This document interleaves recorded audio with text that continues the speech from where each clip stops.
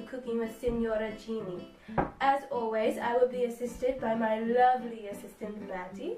Hello. Today, we will be discussing the chemical senses taste and smell. Our senses of smell and taste are closely related. Taste is actually a combination of smell, taste, and texture. A single taste bud can have dozens of receptor cells and send signals of sour, sweet, salty, and bitter through nerve channels to the brain.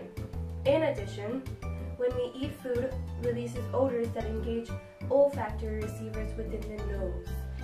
With smelling, molecules enter the nasal passages and mouth, where they are dissolved in watery mucus, and they fit into the receptor cells. The cells send the electrical signals along a pathway to nerves in the brain. Certain areas in the brain perceive odors and tastes memorized with people, places, and events associated with them. Don't interrupt my show, Matty. Yes, ma'am. In human beings, the olfactory region occupies a small area of less than 1/3 square inch in each of the nasal passages. This area, however, contains approximately 50 million receptor cells, each with up to 20 minute hair-like structures called cilia. Cilia project downward into a layer of mucus into which odorant molecules dissolve.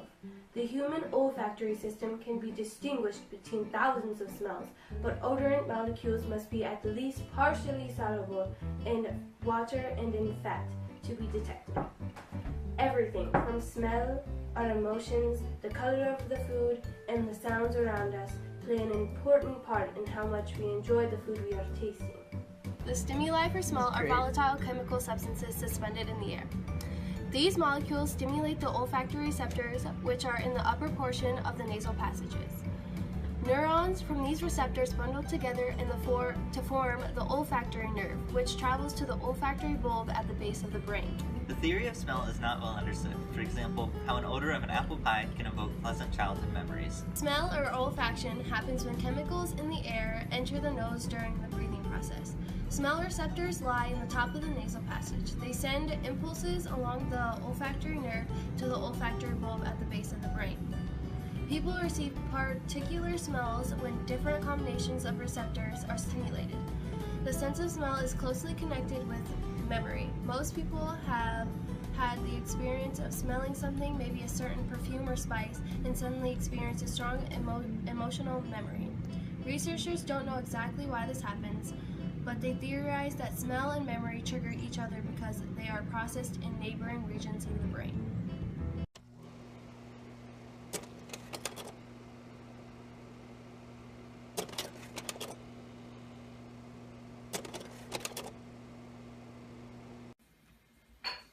Okay, here comes the first thing.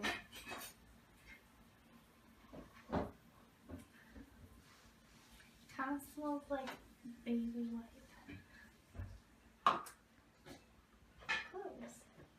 Here's the second thing. That smells like rubbing alcohol.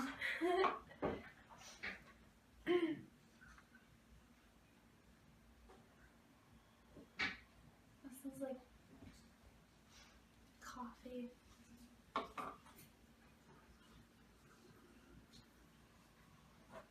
It smells like lemon juice. Okay. She got like 3 out of 4 right. As complex substances stimulate different combinations of odor and taste receptors, the chemical senses often work together. Individually and collectively, the chemical senses can regulate eating and drinking, elicit emotional responses, and form certain types of memory.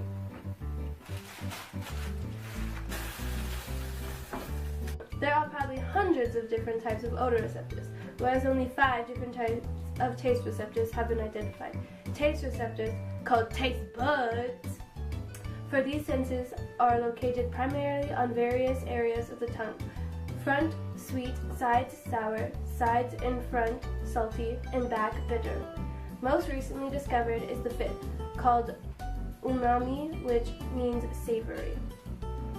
There's plenty of proof that how we approach food is psychological.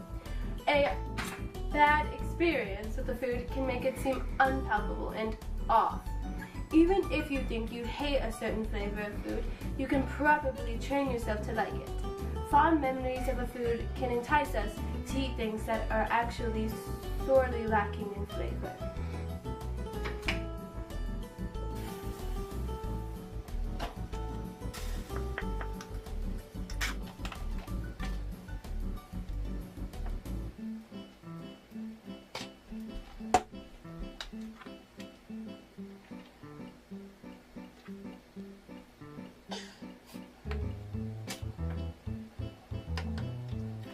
Your mood at the time you're eating the dish has a large impact on how you perceive taste.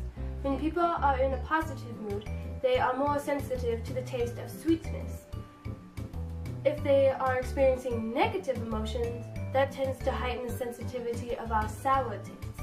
Knowing the ingredients in whatever you're about to consume makes a difference in how you feel about it too. Many picky eaters are also opinionated about how food is combined and prepared. You might like both peas and rice, but refuse to eat the two mixed together. More than flavor, what really seems to bother picky eaters is texture.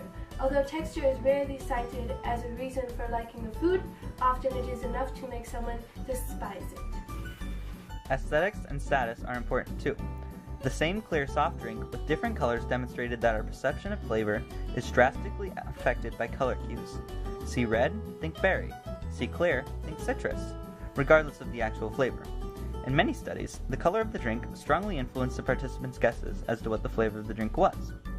Even though there was no association to the actual flavor of the drink, the color of the drink was highly influenced by the participants' guesses.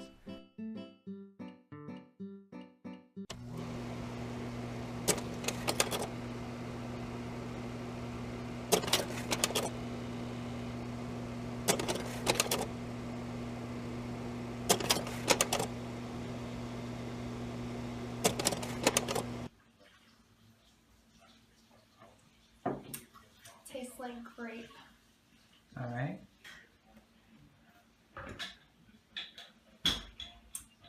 Tastes like water. Okay.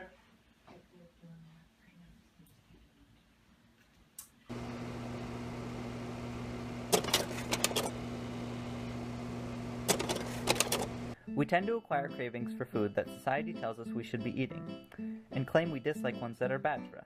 Additionally, research presented earlier this year shows dropping more money on a meal will make it taste better. We tend to perceive a higher price tag as indicative of a better quality, even if it's not. An extravagantly named dish is likely to taste better than the same meal with an ordinary name. Researchers have discovered a correlation between high-pitched sounds and the sweetness as well as low-pitched sound and bitterness when eating bittersweet flavors such as dark chocolate or toffee. This phenomenon is called modulating taste and is not fully understood by scientists. They served seafood accompanied by an iPod containing ocean sounds which, according to many customers, this added to the taste and the experience of the dish.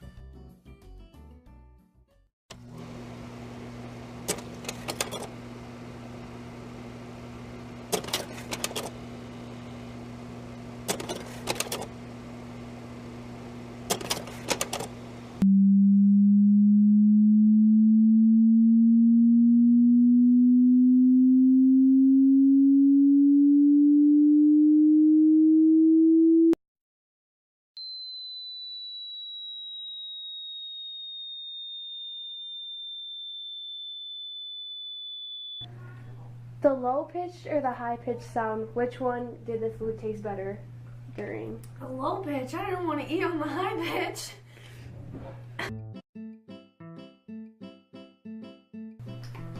Taste and smell are relying on each other. When molecules enter the nasal passage, electric signals are sent to the brain. Smells can evoke positive feelings and pleasant memories. Complex substances stimulate different combinations of taste and smell. Individually and collectively, the chemical senses can regulate eating and drinking, elicit emotional responses, and form certain types of memories. Eating food is psychological as well as physical. Whether or not you are a picky eater and your mood affects your food experience. What your food looks like and the environment if you eat your food affects it as well.